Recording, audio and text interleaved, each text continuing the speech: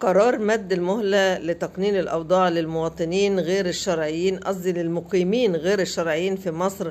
يعني هم مش أول مرة يمدلهم، هو السنة اللي فاتت مدلهم سنة، وهي أصلا كانت ممدودة. يعني السنة لما مدوا السنة اللي فاتت والناس اتضايقت، كان هو أصلا ممدود لهم 3 شهور في 6 شهور في معرفش كام، ودلوقتي مدلهم تاني. يعني احنا مثلا قاعدين نجري ورا المقيمين غير الشرعيين ونقول لهم النبي لا تقننوا، والله لا، انت ما تقولش على نفسك كده، انت مش مقيم غير شرعي، لا، لازم هتبقى شرعي، احنا وراك لحد ما تبقى شرعي. يعني مش فاهمة، يعني ما كل البلاد اللي محترمة حوالينا بتقنن أوضاعها، حتى السودان اللي هم جنسياتهم هنا مالين الدنيا بيقننوا، بيقول لك ما فيش أجنبي في السودان، قاعدين بيمشوهم. ليبيا كذلك عمالة تطرد، وكل الناس، ده حق الدول وحق الشعب صاحب البلد، مش حق حد تاني عشان يقرر مصير الناس بالشكل دوت.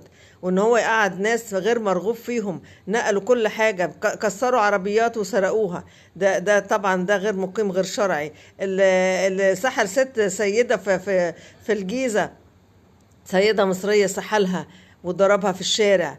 الراجل التاني اللي رفع السكينة على الست في عباس العقاد، عادي، ده كلها مش مشكلة. المشكلة المصري معروف انه بيتحمل يا جماعة. بنتشتم على النت عادي، بيشتموا رئيسنا على النت، ما فيش مشكلة. احنا المصري بيتحمل، يعني مش فاهمة بيتحمل على اساس ايه يعني.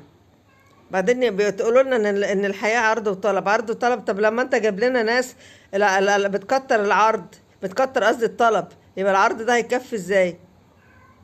بتقول لنا ان اصلا مواردنا مش مكفيانا، تروح تجيب لنا فوقين ملايين. يعني الناس اللي نزلت 30 يونيو دي عشان تنقذ البلد ديت ما لهمش اي اعتبار؟